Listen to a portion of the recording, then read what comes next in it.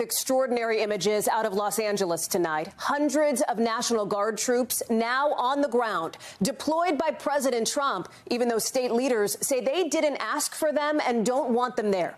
You see members of the National Guard with weapons, with body shields and tear gas canisters, all as protesters gather for day 3 of demonstrations against federal immigration raids. Late tonight, President Trump not ruling out going even further in the days to come. But California's governor pushing back hard, saying the president's hoping for chaos to justify more crackdowns, telling protesters not to give him what he wants. We've got team coverage tonight, starting with our Steve Patterson on the ground near those demonstrations. Hallie, just moments ago, Governor Newsom asked the Trump administration to officially rescind the order to federalize the National Guard on the ground. Meanwhile, this rally continues to pop off, LAPD declaring it unlawful, and they're making arrests. Tonight, protesters and law enforcement officials squaring off after days of raids, riots, and demonstrations. And a rare move by President Trump, mobilizing 2,000 California National Guard troops against the will of the state's governor. Overnight, another major flashpoint in front of the federal detention center where undocumented immigrants captured by ICE are being held. In nearby Compton, chaos.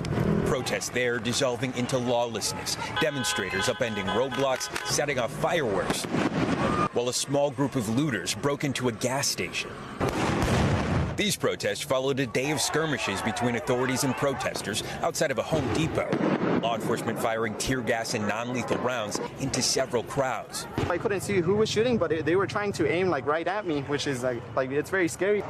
Sheriff Robert Luna saying his deputies only acted as peacekeepers and didn't assist with any federal action. We will protect your right to peacefully protest, but we cannot and will not tolerate violence or destruction of property. Today, Governor Gavin Newsom accused President Trump of attempting to manufacture a crisis by mobilizing the National Guard, adding he's hoping for chaos so he can justify more crackdowns, more fear, more control. Trump's border czar, Tom Homan, defended the move to NBC's Jacob Soboroff and says about 150 undocumented immigrants have been detained in the last few days. But not just to protect the law enforcement, to protect the general public. If Democratic leaders want to turn their back on public